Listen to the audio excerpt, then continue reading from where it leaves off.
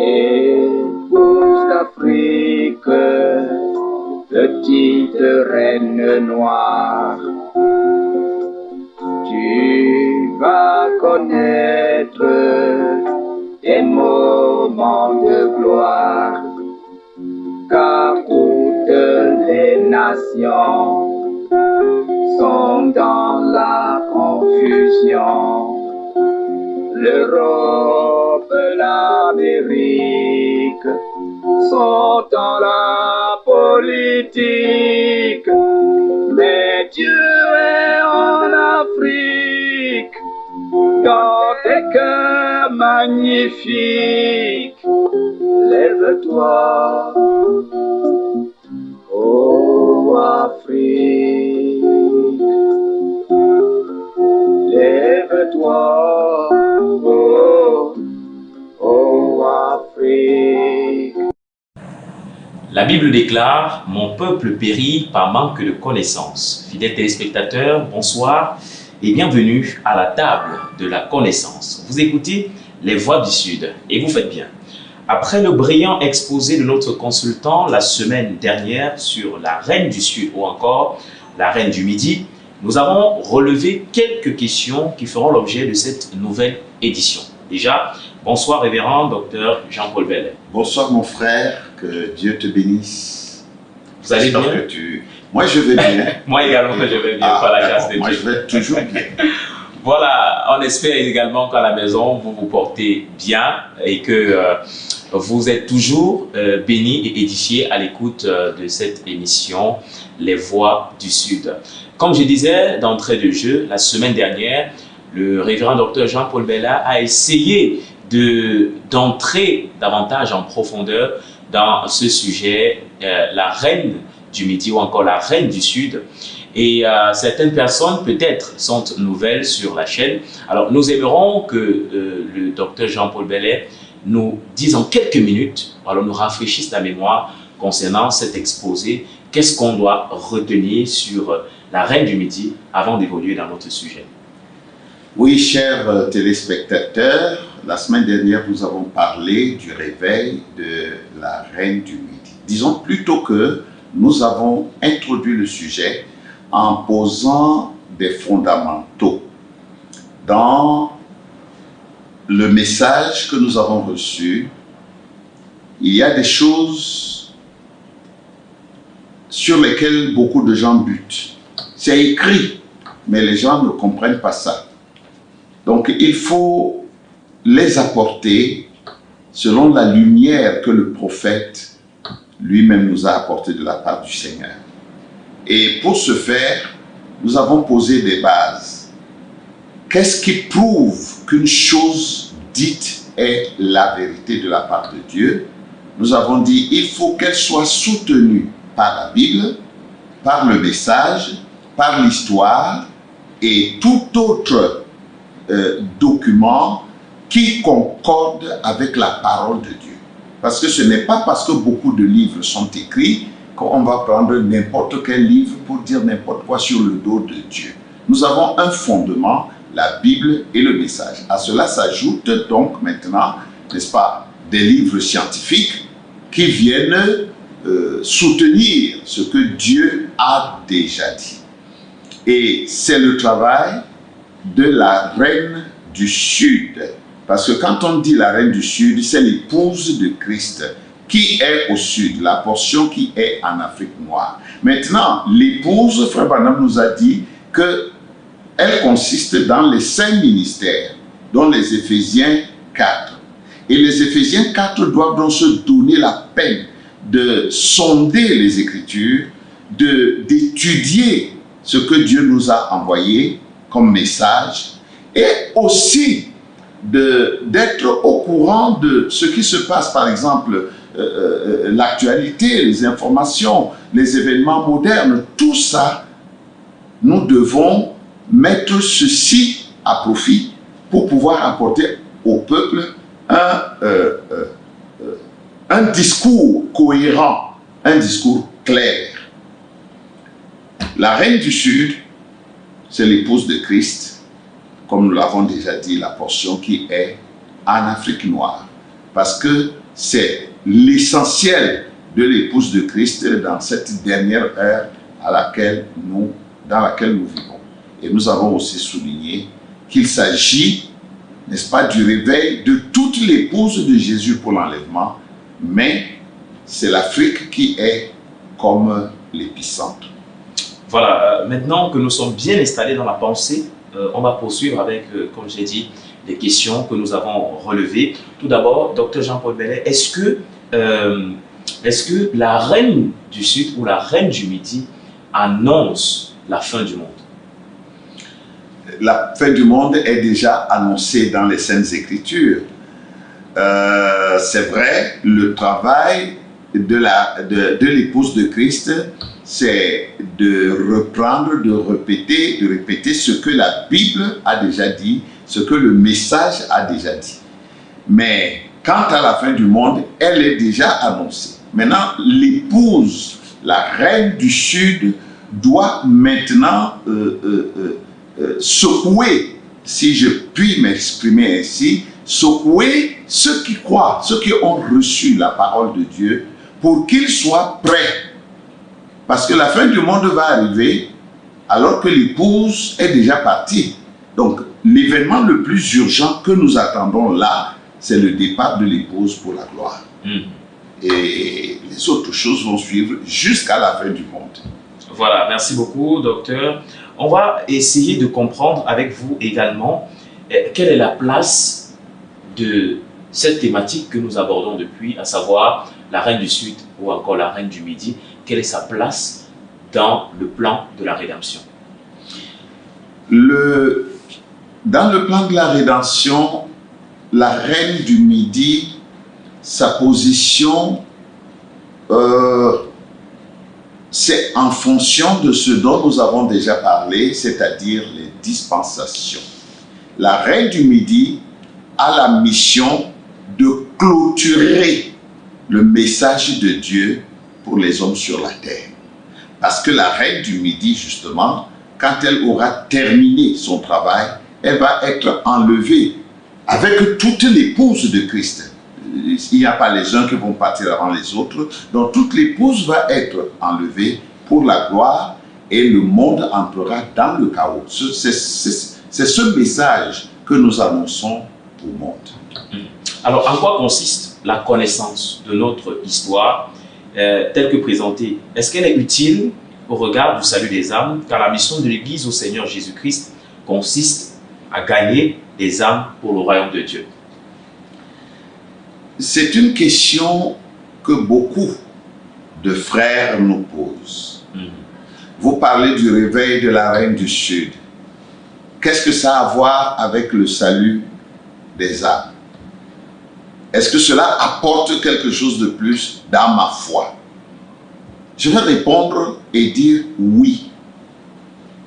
Parce que ce réveil consiste justement à booster la foi des membres de l'épouse, d'une part.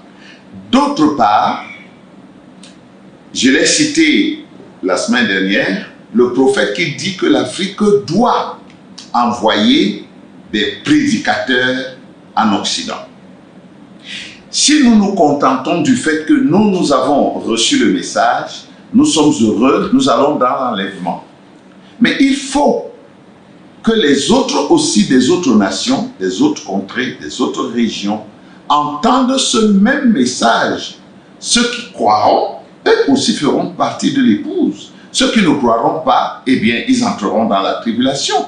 Donc, c'est très important que la portion de l'épouse qui doit mener ce réveil est même d'abord. Vous ne pouvez donner que ce que vous avez. Si vous n'avez rien, vous ne donnerez rien. Donc l'épouse de l'Afrique doit savoir, d'un, à quoi elle est appelée, de deux, elle doit assimiler le message qui nous a été donné et s'identifier à ce message. Parce qu'il ne s'agit pas seulement de parler, de prêcher. Quant à prêcher, nous prêchons depuis toujours. Mais tout en prêchant, nous devons montrer au monde qu'il y a une différence entre ce que Dieu fait maintenant et ce que le monde fait ailleurs.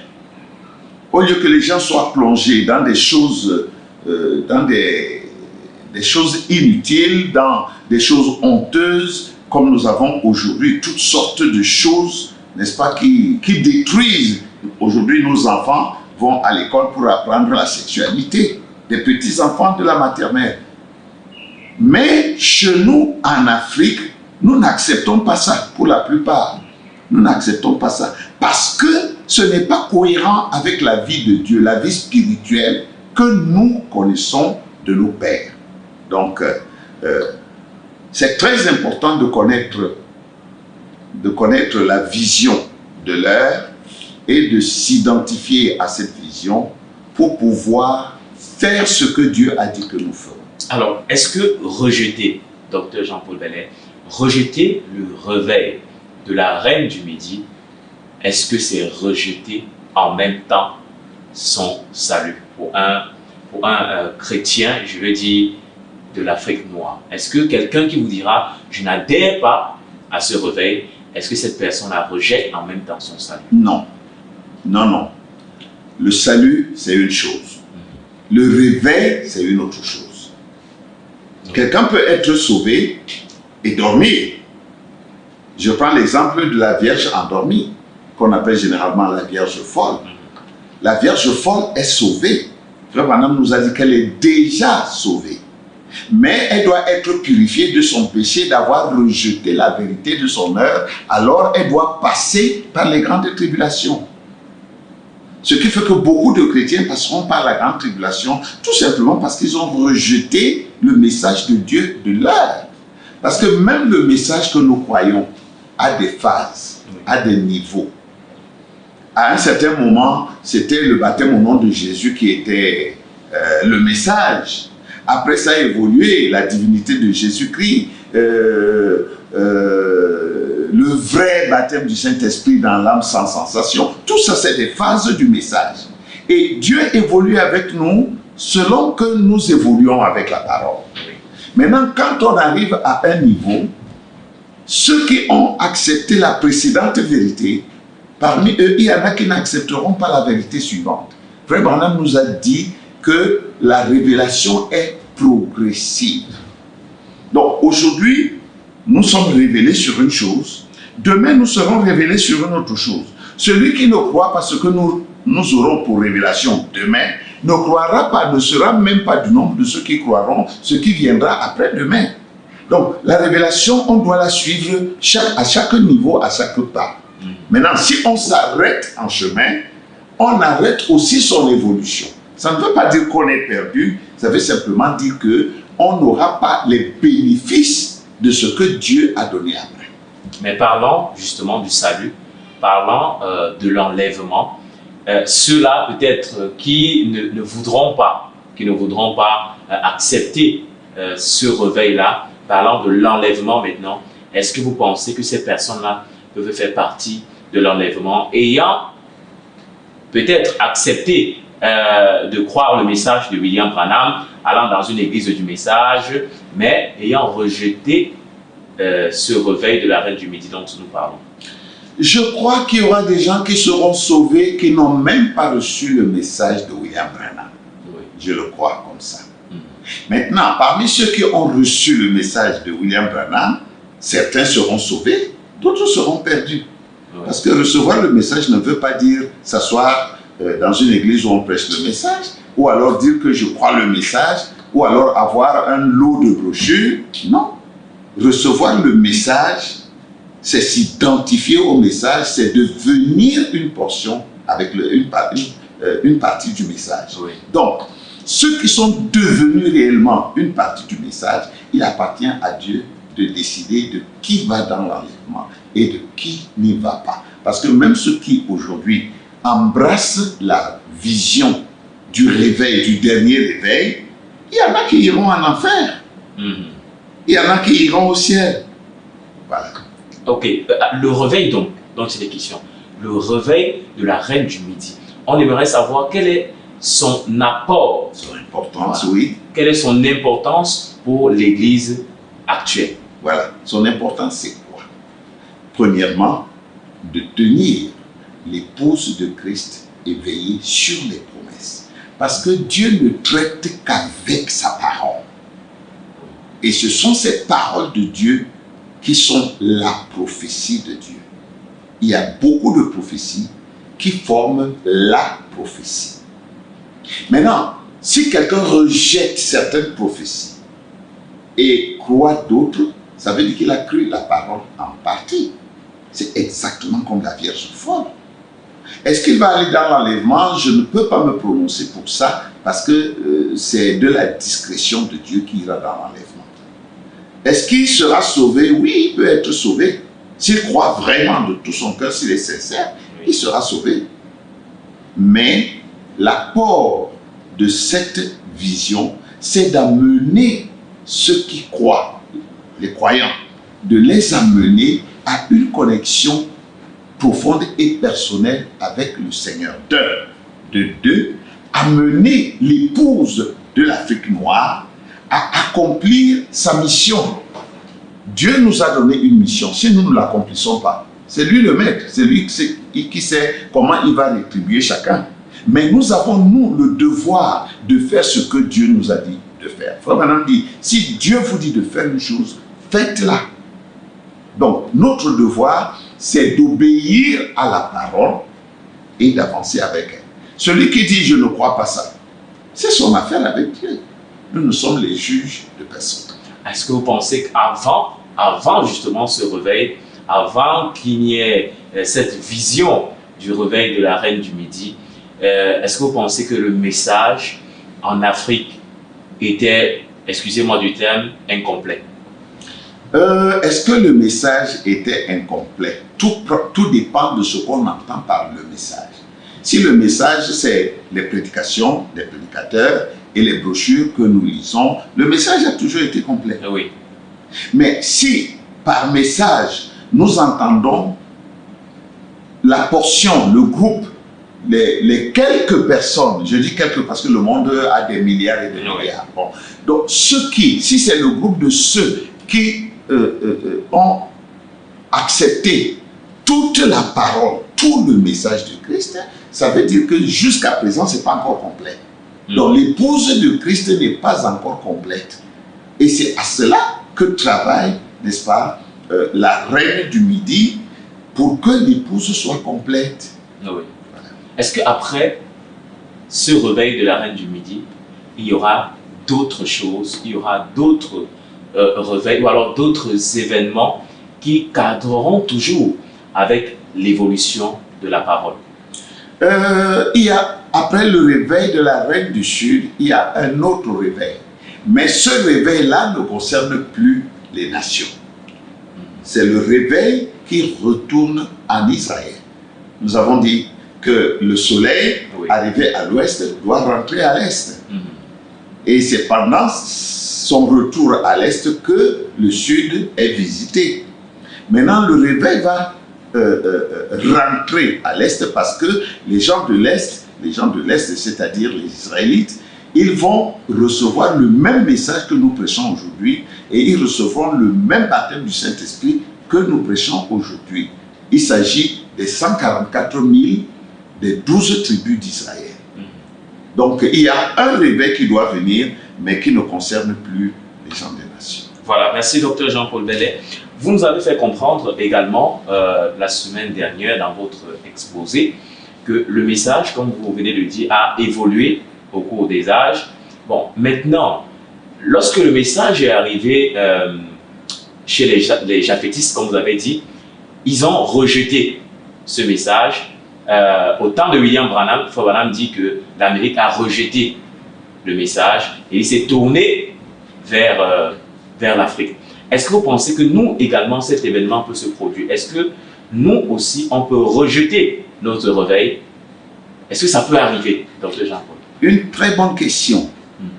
Je vais dire que le réveil de l'Afrique ne sera pas reçu par l'Afrique. C'est-à-dire que l'Afrique va rejeter son réveil. Mais c'est seulement la portion de l'épouse qui va le recevoir. C'est pourquoi nous insistons à parler de l'épouse de Christ. C'est pourquoi c'est le côté spirituel de ce réveil qui nous intéresse le plus. Parce que il ne faut pas croire que les politiciens et tous les autres, ils vont croire le réveil de l'épouse. Non, il ne faut pas croire la parole. Ils vont continuer dans leurs choses. Eux aussi vont être réveillés dans leur domaine. Oui. Ceux qui sont derrière les armes, ils vont évoluer. Ceux qui sont derrière les sciences, ils vont évoluer. Ceux qui sont derrière les affaires, ils vont évoluer. Tout le monde va évoluer. L'Afrique va connaître Un essor. un grand essor, Oui. et dans tous les domaines de la vie.